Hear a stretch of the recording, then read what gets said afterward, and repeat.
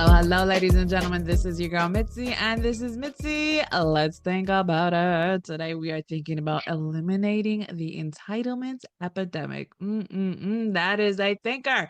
And we are going to be thinking about this today with Bracha, my special guest, who is a returning guest because I love her mindset so much that I had to bring her back and pick her brain on this great topic that we are going to be thinking about today. So thank you so much, Braga, for coming on to my show and sharing your time and your perspective. Let's just dive right in, right? Let's just dive in. When you hear the word entitlement epidemic, what does that make you think about? Well, okay. It's in, I think it's an epidemic that it's kind of widespread that people feel entitled to things. In other words, we take what we have for granted. We feel like, sure, it's coming to me. But really, if we think about it differently from a whole new perspective, we realize that we are being flooded with gifts every single moment. If we pause just momentarily to appreciate it, that's how we eliminate the entitlement epidemic. We begin to realize how much we're being loved up every single moment in life. It's beautiful. I think that is a great way to cure it because that is a big thing. Gratitude really does shift our perspective. And when we are able to allow ourselves to see the little things, the little things, instead of getting caught up on the bigger things or our expectations, you know what I mean? Because I think that's another problem is that our expectations leads us to entitlement. So I guess I have to ask Exactly. you, I mean, when you hear the word expectations, what does that make you think about? Yeah, it's so true.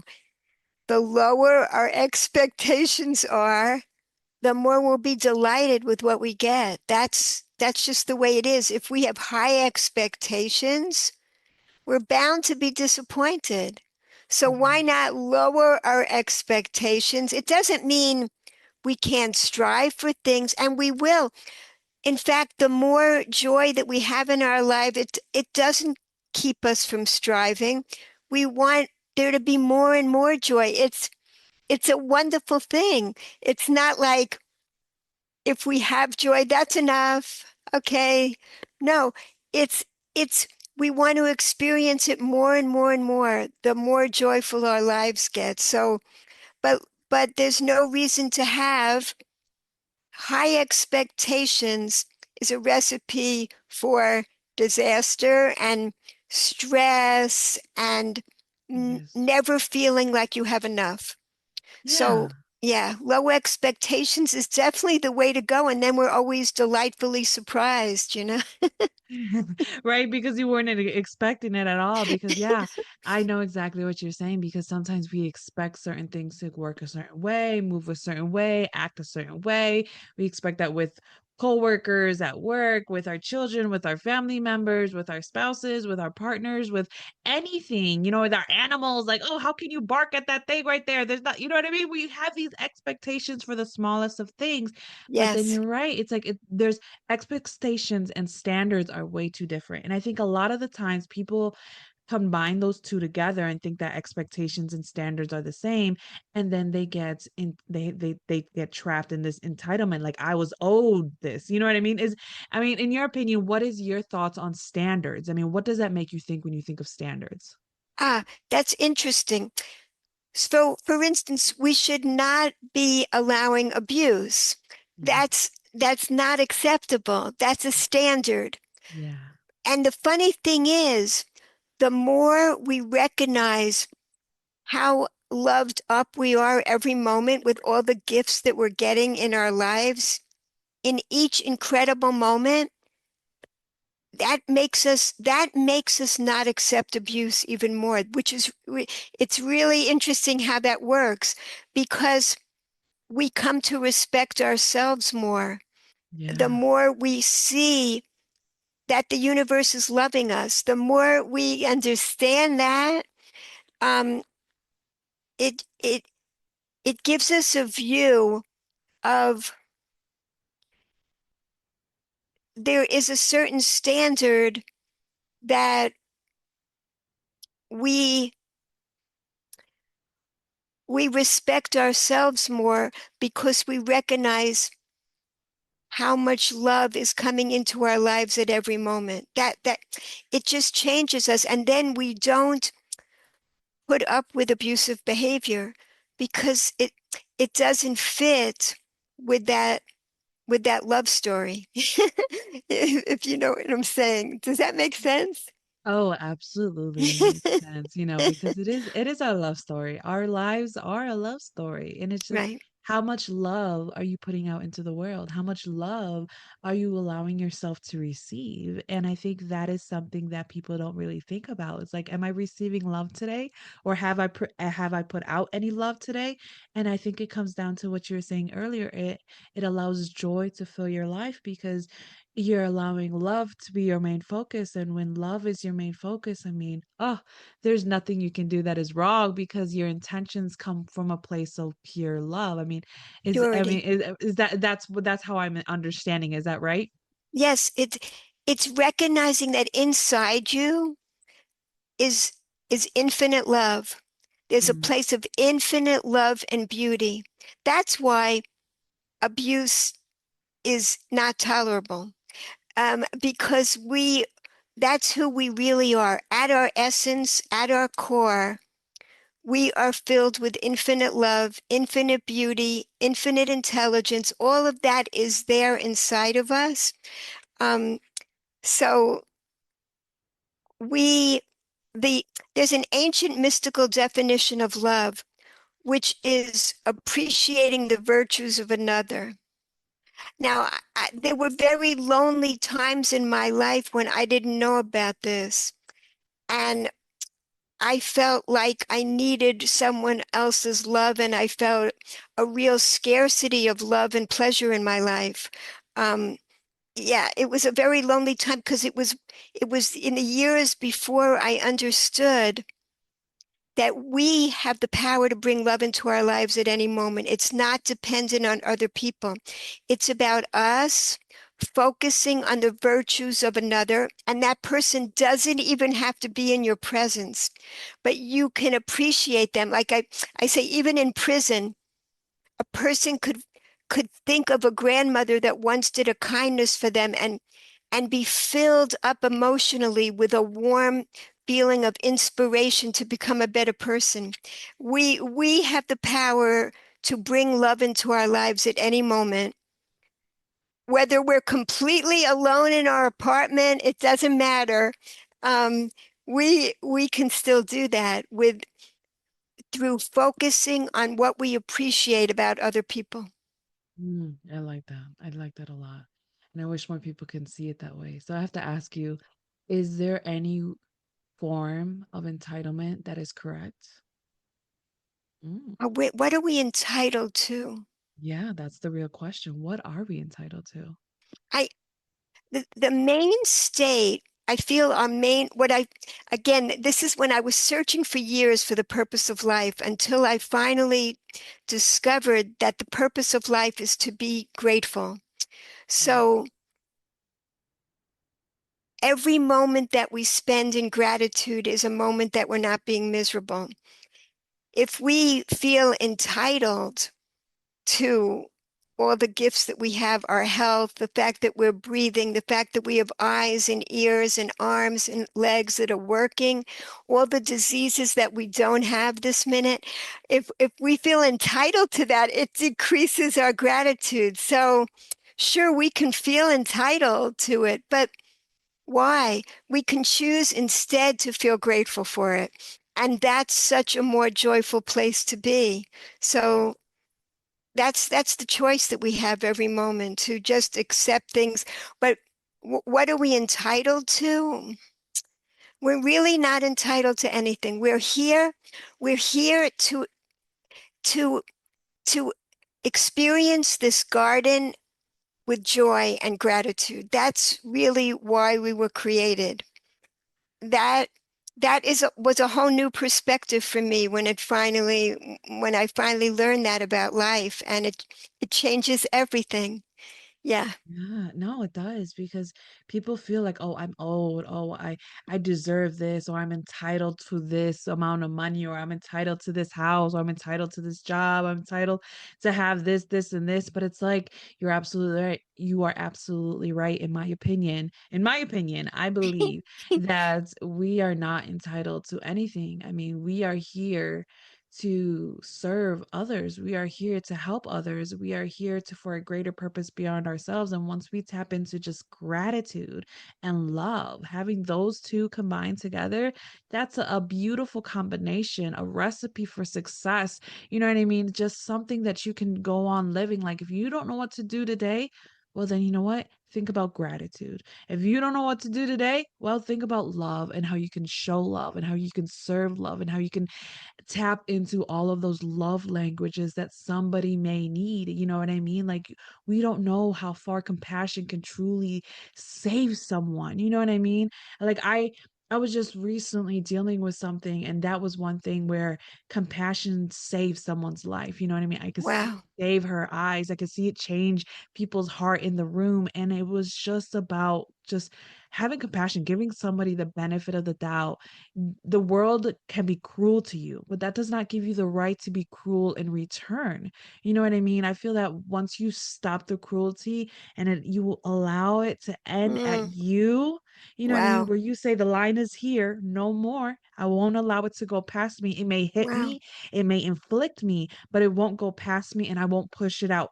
It won't come out of me either. And I think Wow. when people have that acknowledgement, I think it really changes them to allow themselves to embody that gratitude, embody that joy that you were talking about, to find the pleasures of seeing somebody just smile. Oh my goodness. I will go out of my way to make sure that somebody smiles at least once in the day that I am around. You know what I mean? Like I will scream out of a car and tell somebody that their outfit looks so cute. You know what I mean? Like I'm one of Oh, those type of people that would stop somebody and be like, "Hey, you are looking good, rock it." You know what I'm saying? Like, because those oh, little things they change so much, in my yes, opinion. You know what I mean? I yes, mean, yes, in your yes. opinion, what is a great way to like to see it in somebody else and how to change it, how to flip the switch?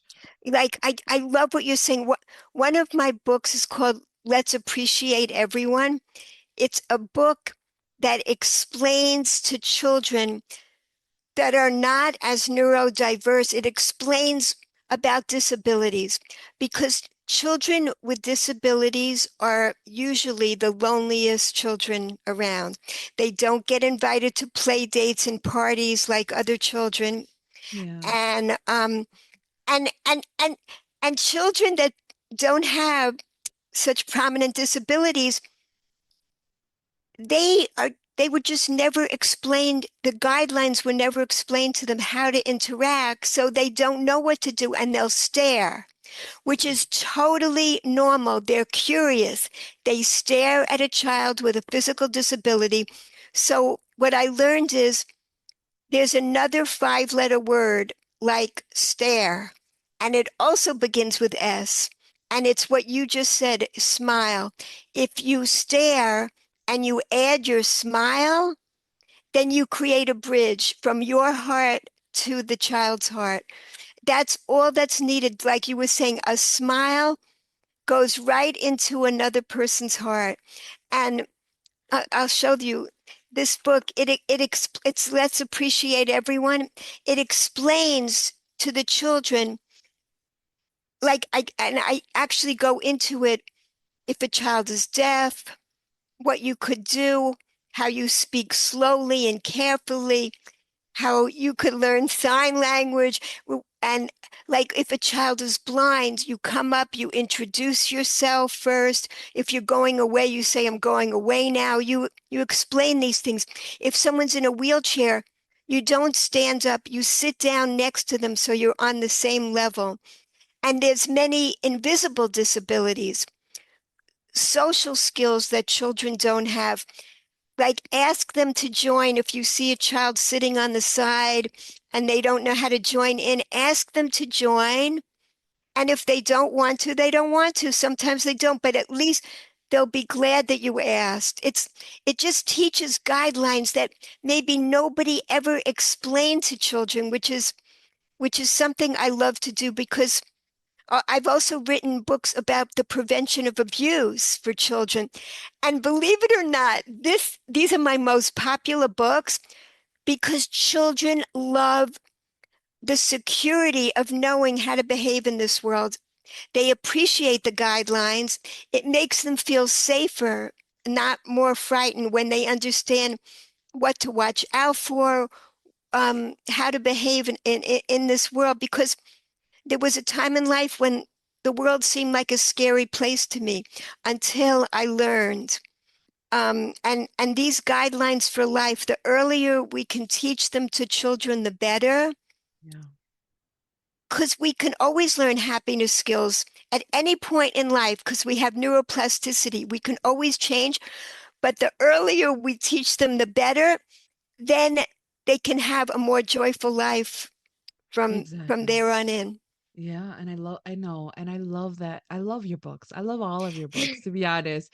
You inspire me to keep writing my children books, to be honest, because I love how your dedication to the next generation is what's going to be molding them to help them see the world differently. Like we don't realize like when we are a child or when we have children, all they are trying to do is find their place, find their direction, find their acceptance, find their way, Yes, their reason to be around. And some children are so smart for their own good. Oh, bless them, because they are so intelligent where they already know, oh, their surroundings are wrong. They already know, they have that awareness like, oh, my parents, they shouldn't act like this, or right, oh, I shouldn't treat somebody like this, or just because they say something like this, I'm going to step up and do the right thing. You know what I mean? right, Those right. individuals who have that initiative inside of them to do the right thing versus what's acceptable or what's in the moment of the scenario, whatever the scene is, the situation is,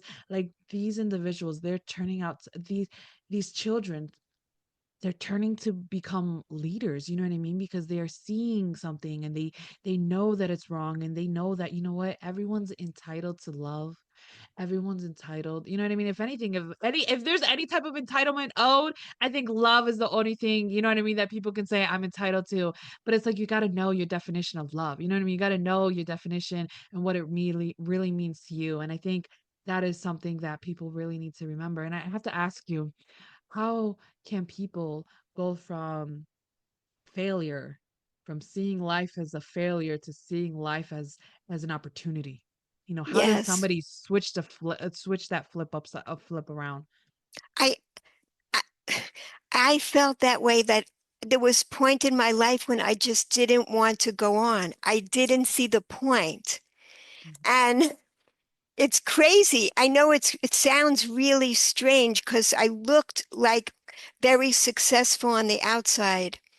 I ended up going to Harvard. I went to medical school and I was suffering while I was there because I didn't understand the purpose of life. Yeah. What are we doing this all for? And Mhm. when I finally got that, it changed the whole perspective for me. Like the world turned gray and the colors came back when I understood the world became vibrant again. Like at that point, I had no morals. It didn't matter if I lived or not. Nothing mattered. And then when I understood the purpose of what we're here for, then everything was bright and beautiful again. And it's like this for everybody. You just take a little thing. I love to give the description of an orange because it's like so basic. Like I talk about how it's almost all the fruit are green. They're camouflaged in with the leaves, they're hidden until they're ready for us. And then when they're ready, they're bright and beautiful colors, as vivid as could be, they become. Yeah. And so they're beautiful pleasure for our eyes. They smell beautiful. And then, and the sweet juiciness, it's kept in for months in this package, this individual packaging. And when you after you experience it, you're left with the seeds of eternity. These seeds become, they could become infinite more trees, infinite more oranges, all of that intelligence and love is packed into this orange just for you. The orange that you eat was designed for you to experience all that care, all that loving compassion. That's there. And of course, we don't always mindfully eat everything like that, but the potential is there. The potential is there to distill out the loving kindness in all the moments that we experience, because we go through life feeling like there's a scarcity of pleasure in our lives. We we Yeah. Mm. we have a voice that's telling us to focus on what we're lacking all the time, what we're Yes. missing. And if I only had that, I'd be happy. But that voice is given to us on purpose in order to barbell, push away the barbell, and that's how you grow your gratitude muscles. We push that voice away, and then we feel the gratitude growing. That's how we do it, because we all have that voice. We all have a Mm-hmm. voice telling us, you're missing out. You don't have as much pleasure as you want. And that's why I used to overeat. I used to just stuff my face so the pleasure would keep on lasting. But really, when I discovered that just makes you feel emptier as you finish the whole container of ice cream, you feel even emptier than the container. No, but the gratitude lasts. That's what gives you connection, because then you feel the love. You know you're being cared for. Exactly. One thing that I was taught at a very young age was work with what you got. That sentence alone, work with what you got, saved me from going through this entitlements because I every time Well, I felt entitled, I always felt like, okay, but you can work with what you got. You can work with what you got. You have enough though. You may not have what somebody else have, but you can still work with what you got.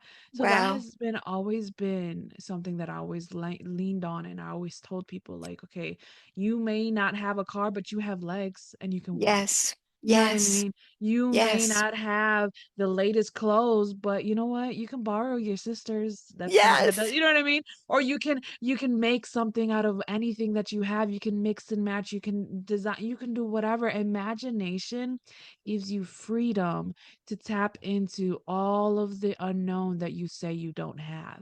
And it's like you beautiful. said, that voice inside us that tells us that we're not enough or we don't have enough, the scarcity. Oh, when you talked about the scarcity, I felt it because it's so real. And that's one thing that God is working with me right now is, and I think that if we learn to have more of a giving spirit, you know what I mean, of a selfless spirit, then we are able to take the camera from ourselves, focusing all on ourselves, the mirror looking at all ourselves. Like we can break that mirror to not have a reflection, but to have a window to see, and to see it as an opportunity. You know what I mean? To see it as an opportunity to work with what you got and to use it, because what you have is something that somebody else doesn't have. And if you Yes, bring that to somebody, oh, what the change that can do to somebody's life. So, yes, I honestly believe that to really tackle down this entitlement, it comes down to joy,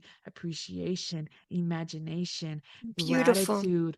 Oh my goodness, just giving, having that giving spirit and reminding yourself, you know what I mean? That you don't have to be in competition with anybody. You don't have to live your life accordingly to whoever's next to you or whoever's in your environment. You know what I mean? You are who you are, and that is great. Oh, and that is beautiful. Just tap into Yes. that. And I think if more people realize that they have the power to do that, they can fill up the room like your orange. Oh, I love your orange explanation because it really does put things to perspective. Like if anybody had an orange just looking at it, you know, if somebody were to open it, it'll smell the whole entire room.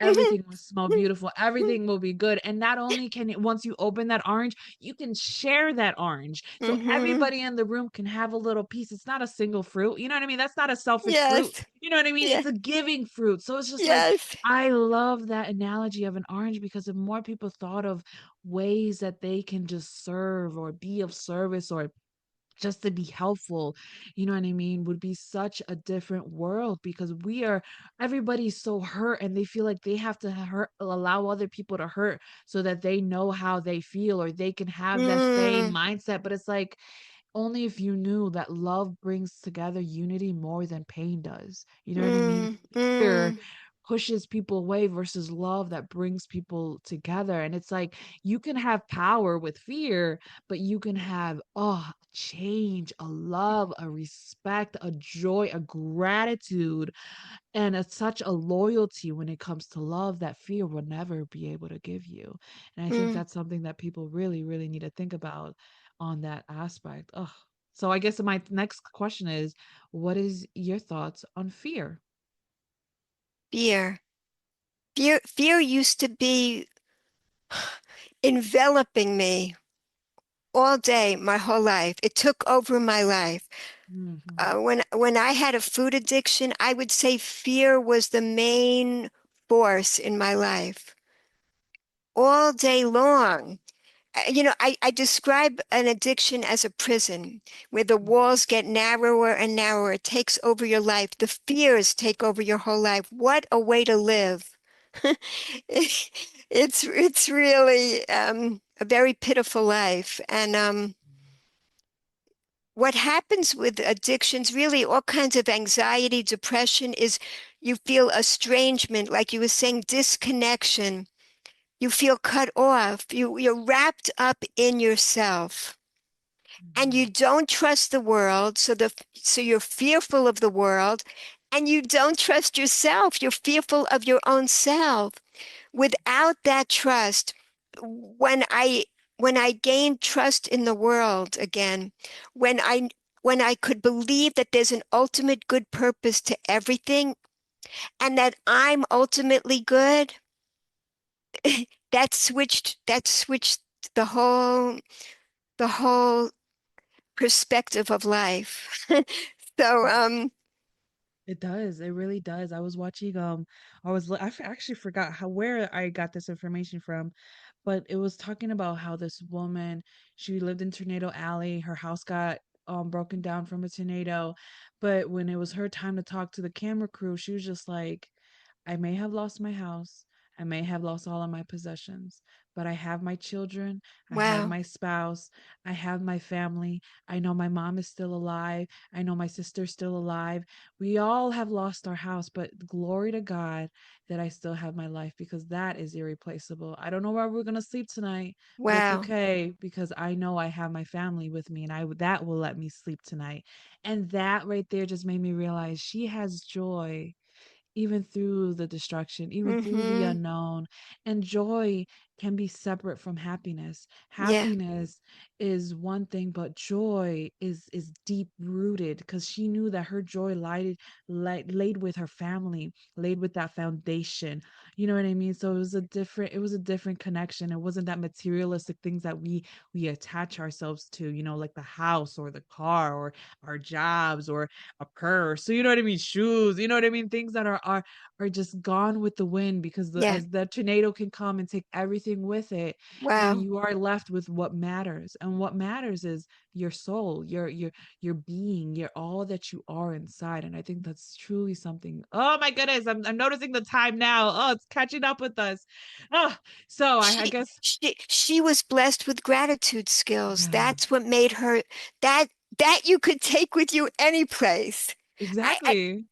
there was a study that was done where people um, God forbid, were paralyzed, or God forbid, or they won $1 million in a lottery, and 6 months later they were at the same point of happiness they were at before these huge things changed in their lives. Same Mm, level, but those people that took on gratitude practices, they actually change their happiness set point. That you can actually evolve as a person to become more grateful. And it's nothing to do with what happens to you. Losing everything in a tornado, she was still a happy, grateful person. She knew how to create joy in her life. Those are the Mhm. tools that we can give to everyone. Absolutely. I love that. Oh, so I guess to finally wrap up the show, what could be some lasting words of wisdom that you can leave us off with to keep on thinking? What's the difference between a happy life and a miserable life? What? How Perspective? grateful you are. That's it. How grateful you are. How that's the whole thing, your perspective. It's this, you could have the same exact things happening. It's a happy life or a miserable life, dependent on how grateful you are.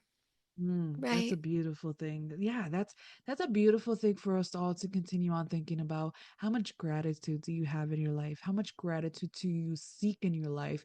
Do you acknowledge the gratitude? Do you have that acknowledgement? That is truly something to really think about. And I really hope that people really do. And ladies and gentlemen, if you guys love this conversation, because how could you not, right? Please go check out Bracha. I have her lovely photo on my website, along with her website that has so many great books, so many great content, so much great information to keep you on this train of gratitude, this train of acceptance, this train of just trying to move forward in a life where you feel whole. Because at the end of the day, we are whole individuals, but that like little worm in our head telling us all the opposite things to distract us and to gear us off our path, we need to remember that we are whole and our perspective matters. It really does. So, with that being said, always, always, always keep thinking, y'all. Bye.